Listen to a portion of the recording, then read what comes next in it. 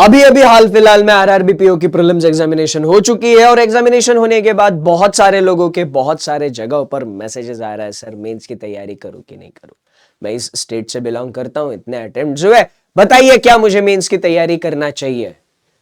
मैं आगे इसके बारे में कुछ भी बोलूं कि आपको मेंस की तैयारी करनी चाहिए या नहीं करनी चाहिए, उससे पहले एक चीज, एक सवाल आप लोग खुद से पूछना कि मेरा टारगेट क्या है।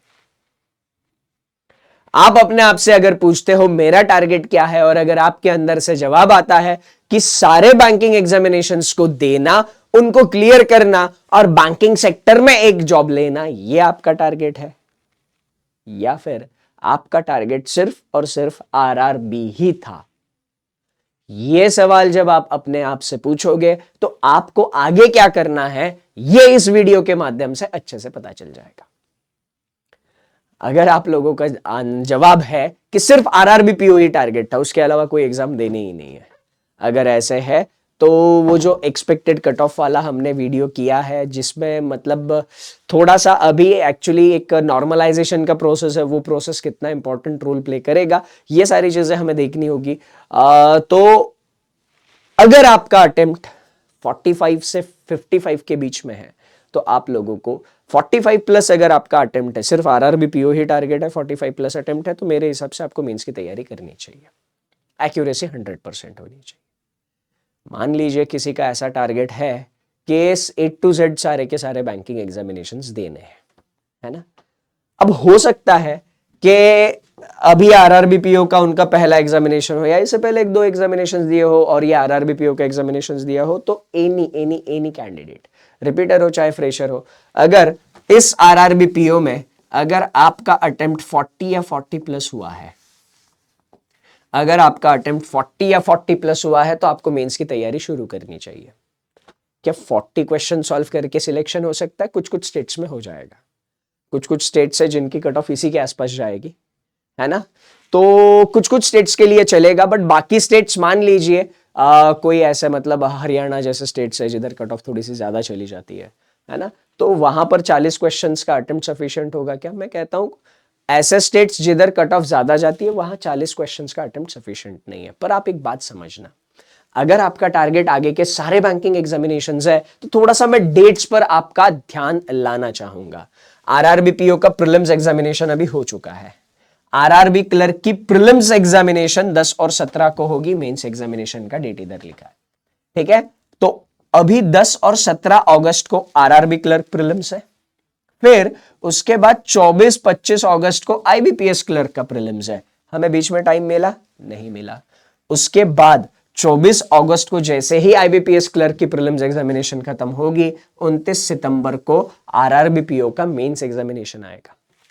जैसे ही 29 सितंबर का मेंस एग्जामिनेशन खत्म होगा, आरआरबी क्लर्क मेंस का एग्जामिनेशन 6 अक्टूबर को आएगा।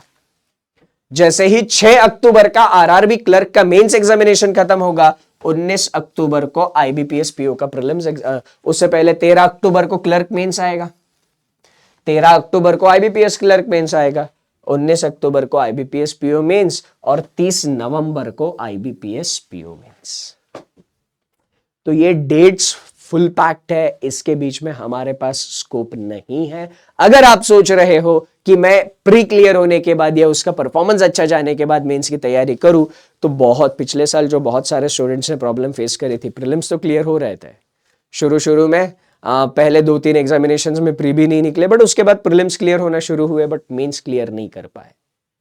इस प्रॉब्लम में आप लोग अगर नहीं फंसना चाहते हो, अपने वन गो में सिलेक्शन लेना चाहते हो, आज अभी से मेंस की तैयारी शुरू कर दो, ठीक है। 40 के ऊपर, 40 के नीचे अटेम्प्ट है, आपको प्रीलिम्स के ऊपर थोड़ा सा इंट्रोस्पेक्ट करना है, कहां पर क्या चीजें आपको इंप्रूव करनी है। आप 40 से नीचे वालों प्रीलिम्स पर एकदम टूट पड़ो।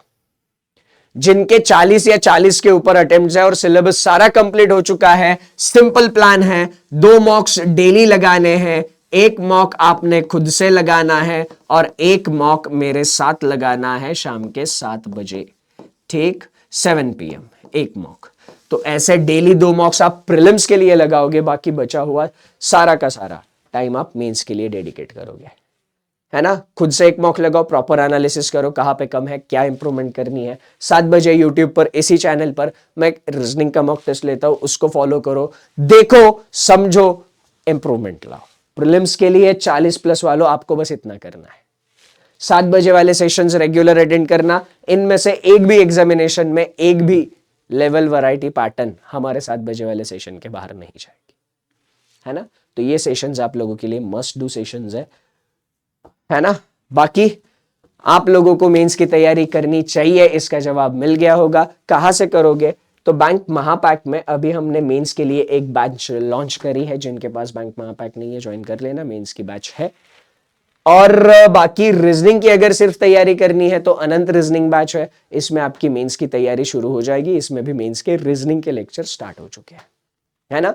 तो वो मेंस वाली बैच और अनंत रीजनिंग बैच दोनों के दोनों बैंक महापैक में फ्री है। ओके, अब क्या मेंस की बैच सबको करनी है? तो जिन लोगों ने मेंस ऑलरेडी पढ़ रखा है उनको मेंस की बैच करने की जरूरत नहीं है। जो लोग पहली बार मेंस पढ़ेंगे वो लोग मेंस की बैच फॉलो करना। जो ऑलरेडी पढ़ चुके हैं, मेंस के मॉक टेस्ट देना, उनकी एनालिसिस करना। That's it. All the best आपके रिजल्ट के लिए।